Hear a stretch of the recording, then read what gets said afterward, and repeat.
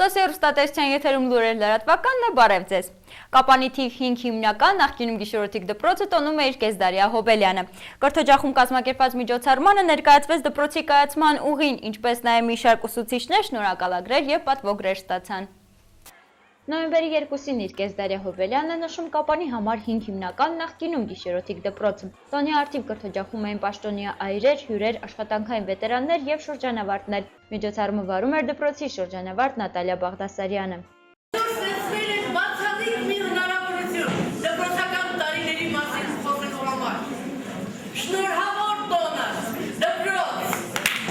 Ցուցադրվեց փոքրիկ տեսանյութ դպրոցի հիմնադրման պատմության մասին, որի կադրերը պահպանվել են Շմավո Մովսիսյանի նկարահանած «Փոքրիկ քաղաքի հոգսերը» ֆիլմից։ Ներկայացվեց դպրոցի կառուցման ուղին սկսած բանվորների աշխատանքից մինչև ուսուցչական կազմի հավաքագրումը։ Այդ տարիներին աշխատած Ֆեմա Ֆրանգուլյանը հիշում է, որ դպրոցում ոչ միայն քաղաքից ցաներ կային, այլ ուրիշ հանրապետություններից ևս։ Ուղիղ կես դար առաջ, ոտք եմ դրել այստեղի հիմնադիրներից եմ։ 1962 թվականին, նոյեմբերի 2-ին առաջին զանգը հնչեց, աշխատեցի այստեղ 44 տարի։ Սիրով, համբերատար, հոգատար բոլոր երեխաների նկատմամբ այն երեխաները, որոնք եկել են հեռու գյուղերից, հեռու շրջաններից, նույնիսկ ուրիշ պետությունից էլ կար այստեղ երեխաներ։ Դժվար է բառեր հորինել և երախտիկի խոսք ասել դպրոց ստեղծած, աշակերտ կրթած ու դաստիարակած մանկավարժներին, իր շնորհավորանքի և ողջույնի խոսքում ասաց դպրոցի տնօրեն Սիրանուշ Պապյանը։ Ողջույն ամենքին, ամենքից ողջույն, մեր լեռ աշխարհից, բոլոր մեզ շնորհավորող բոլորին, բոլոր հյուրերին սրտագին ողջույն, մեր 50-ամյա դպրոցին ողջույն։ Դարեր շարունակ հայ ժողովուրդը հարգանքով ու ակնածանքով է վերաբերվել ուսուցչի, մանկավարժի բարձր կոչմանը։ Իսկ նախկին տնօրեն դպրոցի աշխատանքային վետերան Նորա Բաղդասարյանը բոլոր մանկավարժներին և առհասարակ երիտասարդներին խորհուրդ տվեց ամեն ինչ սիրով անել։ Այդ դեպքում միայն գործը հաջողություն կունենա։ Հուզումնալից պահ է բոլորիս համար։ Ես ուզում եմ իմ բարի մաղթանքները հղել բոլորին, ցանկանալով նրանց առողջություն, ընտանեկան երջանկություն, ինչու՞ չէ, նաև ստեղծագործ աշխատանք, որովհետև մենք այս տարիների ընթացքում ապրել ենք միայն իրար հարգելով ու սիրելով, աշխատել ենք նեցու կանգնել յուրաքանչյուրին և օգտակար լինել մեր հասարակությանը։ Դպրոցի մի շարք մանկավարժներ պարգևատրվեցին Սյունիքի մարզպետի շնորհակալագրերով և կրթության արհեստակցական միության պատվոգրերով։ Ելույթ ունեցան նաև դպրոցի տարբեր ժամանակաշրջանների շրջանավարտներն իրենց երաժշտական կատարումներով։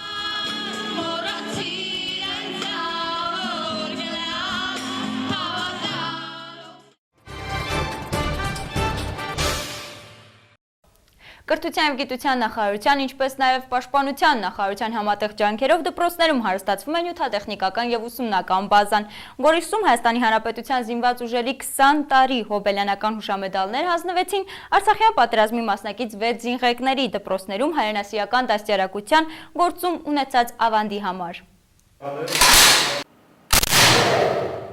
Նարեկը Գորիսի թիվ 4 ավագ դպրոցում է սովորում, ուսումնական կրակային վարժանքին հրաշալի է տիրապետում։ Ուսումնական հրաձգարանը միակն է Գորիսում, այստեղ են գալիս նաև քաղաքի մնացած դպրոցների աշակերտները նախնական ռազմական պատրաստվածություն առարկայի գործնական պարապմունքներն անցկացնելու նպատակով։ Նախնական պարապմունքները շատ մեծ գիտելիքներ է տալիս մեզ, արդեն այդ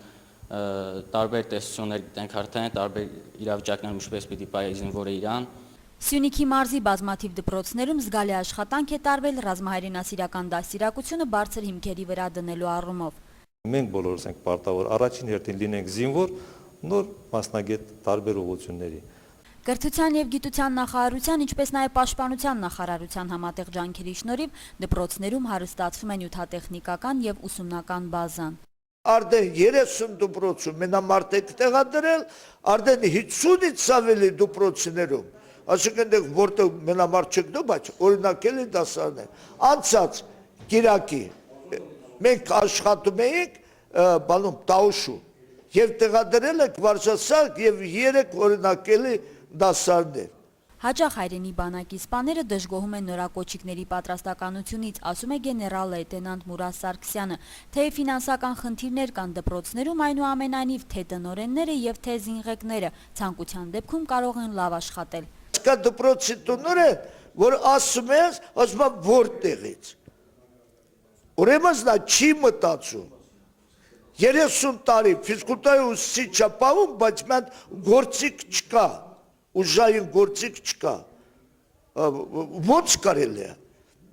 Գեներալ լեյտենանտ Մուրադ Սարգսյանը Հայաստանի Հանրապետության զինված ուժերի 20 տարի հոբելյանական մեդալներ հանձնեց Արցախյան պատերազմի մասնակցած 6 զինղեկի եւ հայորդիկ հայրենասիրական հասարակական կազմակերպության նախագահին դպրոցներում հայրենասիրական դաստիարակության գործում ունեցած ավանդի համար։ Դա խոսում է այն մասին, որ այս երկրի վրա, մեր հանրապետությունում որևէ լավ կատարած աշխատանք երբեք անգնահատական չի մնում, այն անպայման նկատվում է եւ գնահատվում է։ Գեներալ Մուրադ Սարգսյանը նշել է, որ այսօրվա մատաղ սերնդի հետ տարվող անմնացորդ աշխատանքի արդյունքում է ձևավորվելու վաղվա ամուր, կարգապահ մարտունակ զինուժը, ուստի պետք է առաջին հերթին դպրոցում, կրթօջախներում, հասարակության մեջ դաստիարակենք հայրենասեր ու օրինավոր քաղաքացիներ։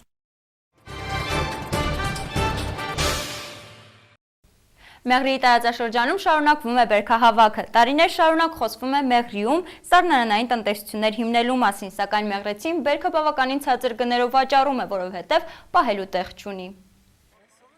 Քանի տոննա նուռ է վաճառվել Մեղրու տարածաշրջանում, այս հարցի պատասխանը այգեգործները մոտավորապես կտան։ Մեղրեցին գիտի իր ծառերի հնարավորություններն ու եթե տարին բարենպաստ է լինում ու հիվանդությունները շրջանցում են այգիները, ուրեմն եկամուտն էլ գոհացուցիչ է լինում։ Իսկ իրական թվերը չեն բարձրաձայնում։ Հին ավանդույթ է։ Կարո Կարապետյանի Նռնենիների այգում առավոտվանից արտաշատցիները նստել են արկղերի վրա ու սպասում են, որ լցվեն տարաները։ Գին գցելու գործընթացը ամենահետաքրքիրն է։ 500-600 դրամ են առաջարկում այն տեսակների համար, որոնք մի քանի ամիս հետո վաճառվելու են 1500, նույնիսկ 2000 դրամով։ Դե լավ կլիներ, որ ավելի թանկ լիներ, ասում են այգեգործները, սակայն երկար բարակ չեն վիճում։ Հիշում են դեպքեր են եղել, երբ մի քանի դրամի համար չեն վաճառել ու օրեր անց ցուրտը վրա է հասել, փչացրել ամբողջ բերքն ու մնացել են առանց եկամուտ։ Վերավաճառողների այս խումբը նաև Ռուսաստան է հասցնում Մեղրու միրգը։ Գատիգորսկում գործընկերներ են գտել իրենց խաղողի ու նռան գնորդներ։ Կարո Կարապետյանի որդին Ալբերտը, ով հորից համեստություն եւ աշխատասիրություն է ժառանգել,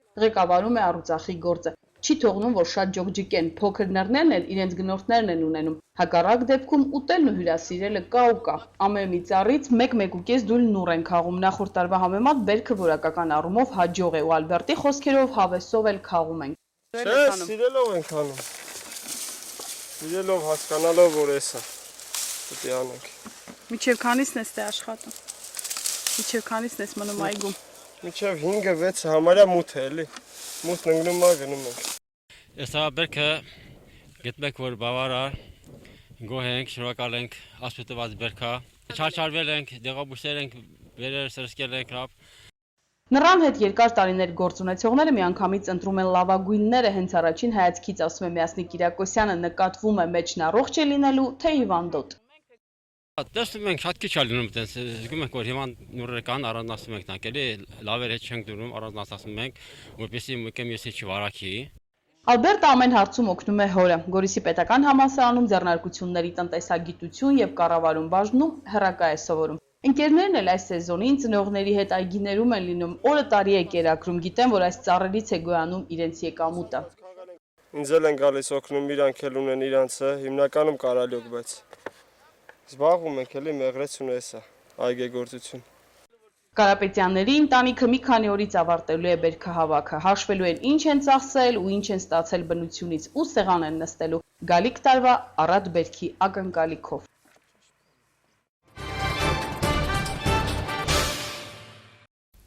Սերունդների խաչմերուկ խորագիրը կրող հուշերի երեկոյի ընթացքում մանրաքանդակագործ Էդուարդ Տեր-Ղազարյանի մտերիմները հուշեր պատմեցին առեղծվածային մարդու առեղծվածային աշխատանքների մասին։ Սիսյանից պատմում են մեր գործընկերները։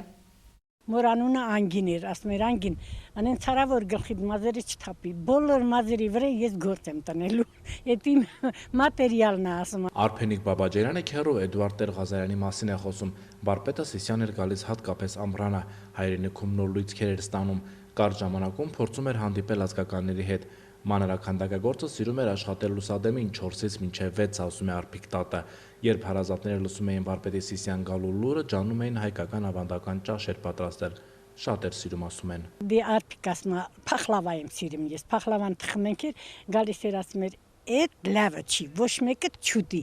Ուրեմն պետք է ինքն ուտի մենակ, ասում ենք շատ կա թխած, դու էլ կեր թող ուրիշներն էլ ուտեն, ուտը մեր։ Նիկոլ Հայոց Ադոնցի Ամբասիցյանի պատմության թանգարանի կազմակերպած սերունդների խաչմերուկ խորագիրը կրող հուշ երեկոյի ընթացքում վարպետի հարազատները, մտերիմները հուշեր պատմեցին։ 2005 թվականի ամռանը Էդուարդ Տեր-Ղազարյանը կրկին ծննդավայրում էր։ Ազգական տիկին Պարինան, ով վարպետին ճանաչում էր ավելի քան 40 տարի, նրան հյուրընկալելու այդ 2 ամսվա ընթացքում հասցրեց ավելին իմանալ առեղծվածային մարդու առեղծվածային աշխատանքների մասին։ Դրսում ծառի տակ, տանձի ծառի տակ դրեց իրեն սեղանը, որի վրա պետք է աշխատի, իրեն բոլոր գործիքները, իսկ ամբողջ տունը օգտագործում էր իրեն համար որպես արհեստանոց։ Նա մեր տանը ստեղծեց 25 նոր աշխատանքներ, որոնցից մեկը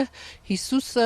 ծովի ալիքների վրա աշխատանքն էր, որը եղավ իրեն աշխատանքների գլուխգործոցներից մեկը։ Աշխարհահռչակ մանրաքանդակագործը իրականում հասարակ մարդ էր, լեզու էր գտնում բոլորի հետ, հետաքրքրությամբ էր լսում իր նախնիների մասին պատմությունները, հպարտանում էր նախնիները, Տեր-Ղազարյանները Սիսիանյան ծագում ունեն։ Եթե Սիսիանը ունի մի հանճար,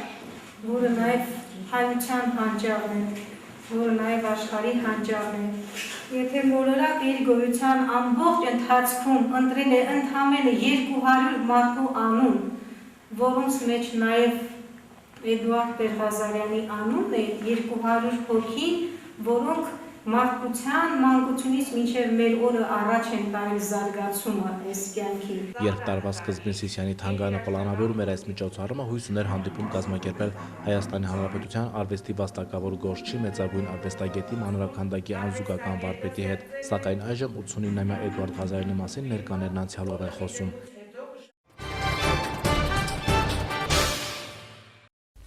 3 օրը ցերեկային ժամերին անջատվում է Բաղաբուրջի հեռուստակայանի էներգամատակարարումը, արդյունքում ընդհատվում է նաև սոսի հեռուստատեսության հաղորդումները։ Պարզվում է Բաղաբուրջի տարածքում ծառերի հետում է կատարում հայելցանցեր Փակbaşնետիրական ընկերության Տաթև մասնաճյուղը։ Ինչպես մեզ տեղեկացրեց ընկերության գլխավոր ճարտարագետ Վարդազար Պապյանը, այդ աշխատանքները նախատեսված էին ձմռան նախապատրաստության ծրագրում։ Էդվում են քաղաք 2 գծի հաղորդալարերի համար վտանգավոր բարձրության հասած ծառերը, ստուգվում են միացությունները։ Նպատակը մեկն է ձմռանը ապահովել անխափան էներգամատակարարում։ Գլխավոր ճարտարագետի հավաստմամբ նոյեմբերի 2-ը աշխատանքների վերջին օրն է։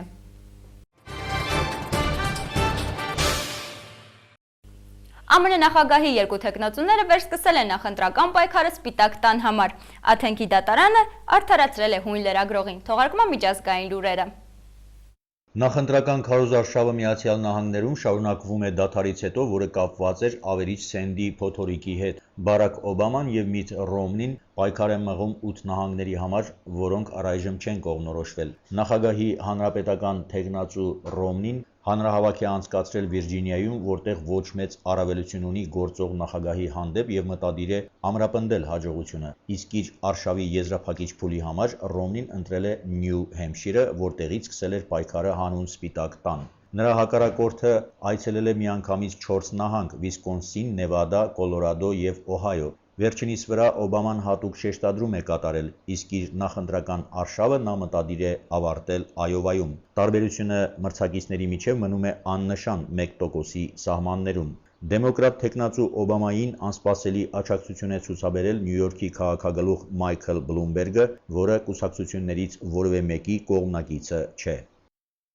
Հունական դատարանը արդարացրել է լրագրող եւ հրատարակիչ Կոստաս Վաքսիվանիսին, որը մեղադրվում էր անձնական տվյալների պաշտպանության մասին օրենքը խախտելու մեջ։ Վաքսիվանիսը հրապարակել է հարուստ հայրենակիցների ավելի քան 2000 անուն, որոնք իրենց շվեյցարական հաշվեհամարներից 100 միլիոնավոր եվրո են հանել, որպեսզի հարկեր չվճարեն Հունաստանում։ Դատավորը պնդում էր, որ նման տեղեկությունների հրապարակումը օրենքի դեմ է։ Ինքը Վաքսիվանիսը հայտարարել էր, թե ընդամենը կատարում էր իր լրագրողական պարտքը եւ արդարացնող վճիռ արձակելու համար շնորհակալություն է հայտնել դատավորին։ Լրատվամիջոցների տվյալներով հարկերը չվճարելու մեջ կասկածվողների ցուցակը 2 տարի առաջ հույներին է փոխանցել Քրիստին Լագարդը, որն այն ժամանակ զբաղեցնում էր Ֆրանսիայի ֆինանսների նախարարի պաշտոնը, սակայն գործը դատարան չէր հասել եւ տվյալների հրապարակումը ամսագրում իրարանցում էր առաջացրել հասարակության մեջ։